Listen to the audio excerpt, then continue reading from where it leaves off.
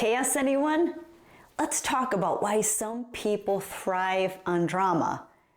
So we all know that one friend who can't seem to not be in a feud, someone who maybe is caught in a whirlwind romance all the time, or swapping jobs like nobody's business.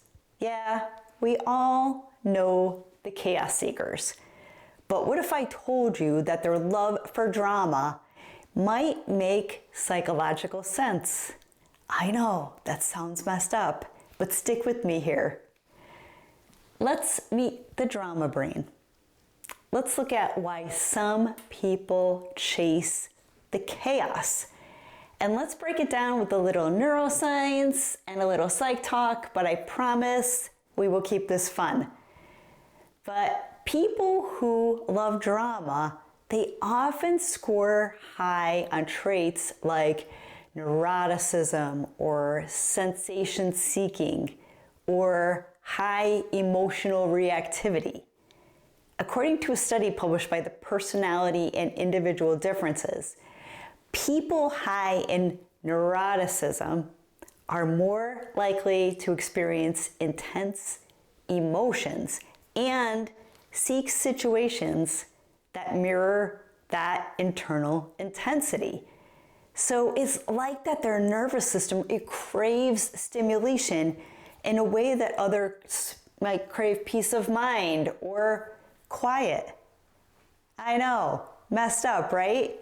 In fact, research from the University of Michigan found that people with what's called high conflict orientation, they often interpret ambiguous situations as hostile, turning minor things into major confrontations.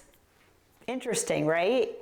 So translation here, they don't just stumble upon drama, their brains spotlight it. So let's talk cortisol, chaos, and the weird comfort of stress for these people. I know. So here's where it gets even wilder. Drama can be addictive, just like anything else. When the body experiences emotional chaos, things like anger, jealousy, betrayal, it releases cortisol. It's that stress hormone. So for most of us, that's uncomfortable.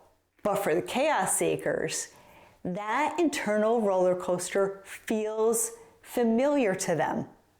Dr. Joe Dispenza, he's all over YouTube. I'm sure most of you have seen his work. He's all over social media, does a lot of great work. He describes this as being addicted to familiar emotions. So even if those emotions are negative, they're predictable, and predictability, that is psychological safety for these guys.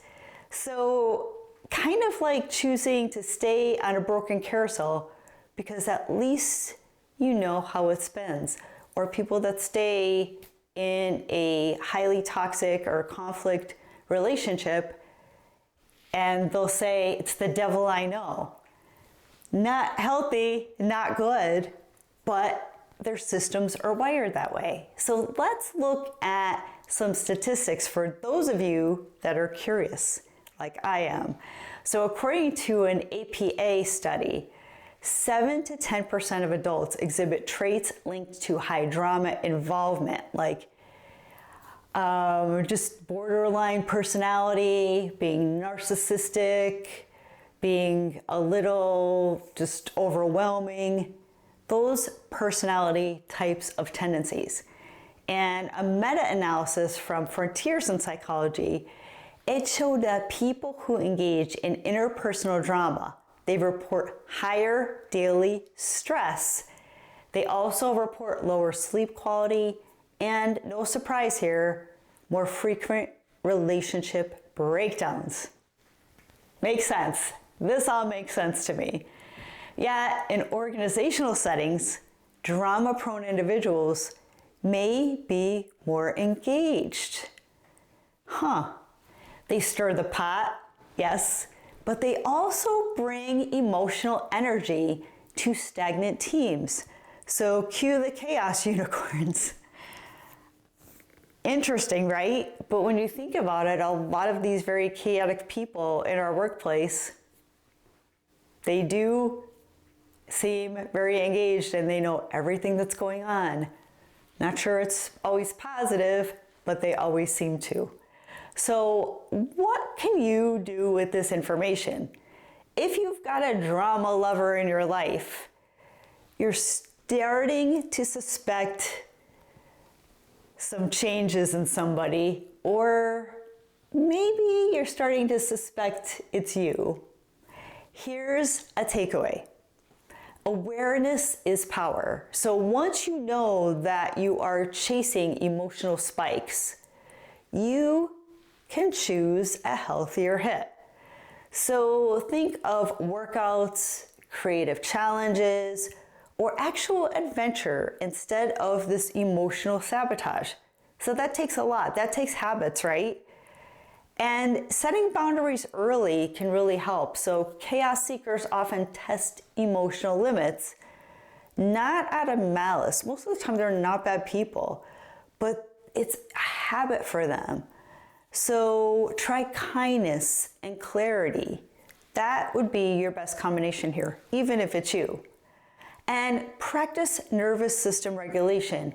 So yep, boring breathing exercises can actually help rewire a drama-addicted brain. So if it's you, start that box breathing. Or if it's a friend or someone close to you, maybe suggest to do it with them to get them out of their head and out of this habit.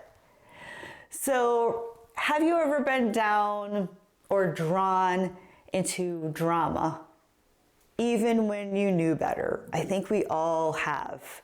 We're all very attracted to those that have drama, those that have information, they're the gossipers, right? So let me know in the comments and tell me your best story as to why did I do that? I know that happens to me. I always say I'm going to stay away from the drama people, the gossipers, and then somehow you get into a meeting or a conversation and you just get sucked right in. And then you walk away thinking, why did I do that? Why did I let that happen? So share in the comments. Let me know if you've been in that situation, or share how you've learned to walk away from chaos, from those type of people, to bring peace and dignity to your life. So we've all had our drama days. What matters is how we grow from them. So if you found this content valuable, please consider sharing, please consider subscribing, and we'll see you on the next video.